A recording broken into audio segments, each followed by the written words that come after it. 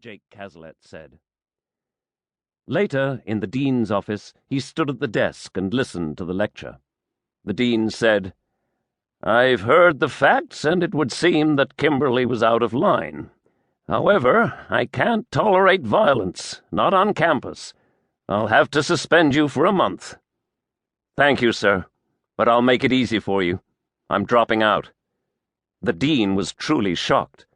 "Dropping out? But why? What will your father say?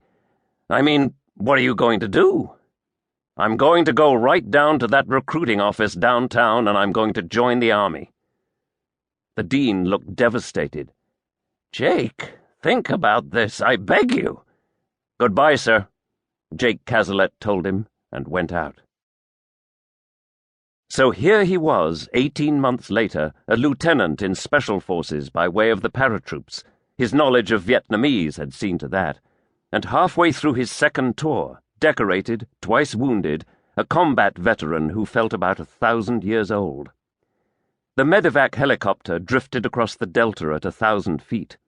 Cazalet had hitched a lift because it was calling at a fortified camp at Khartoum, and they needed him there to interrogate a high-ranking Vietnamese regular officer.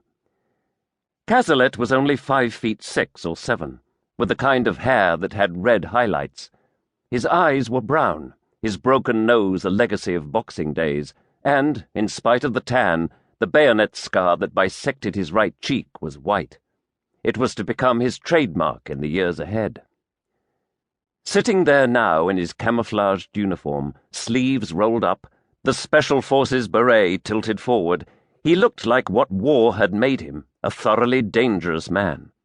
The young medic-cum-air gunner, Harvey, and Headley, the black crew chief, watched him and approved. "He's been everywhere, or so they say," Headley whispered. "Paratroops, airborne rangers, and now Special Forces. His old man's a senator."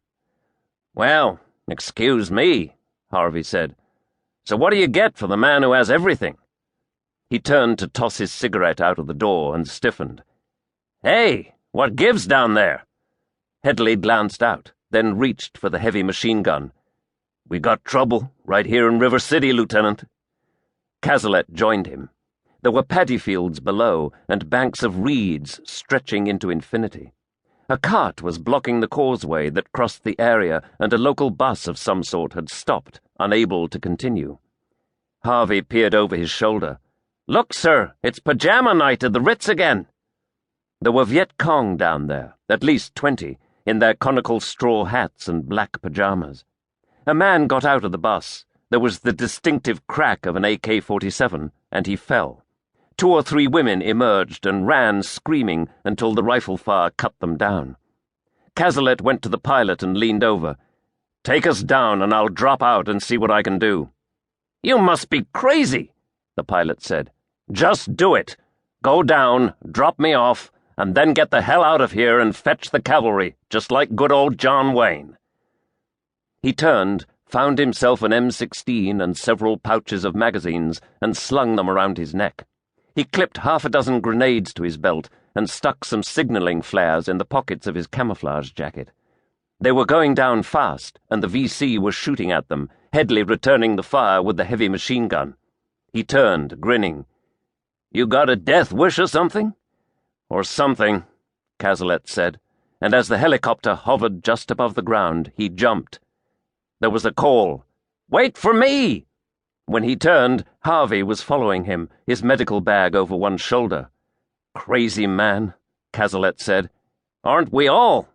Harvey replied, and they ran through the paddy field to the causeway as the helicopter lifted and turned away.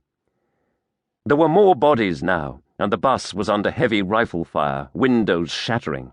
Screams came from inside, and then several more women emerged, 2 of them running for the reeds, and 3 Viet Cong emerged on the road farther along, rifles ready. Cazalet raised his M16 and fired several short bursts, knocking 2 of them down. There was silence for a moment, and Harvey knelt beside one of the women and tried for a pulse. "She's had it for a start," he said, turning to Cazalet, and then his eyes widened. "Behind you!" In the same moment, a bullet took Harvey in the heart, lifting him onto his back.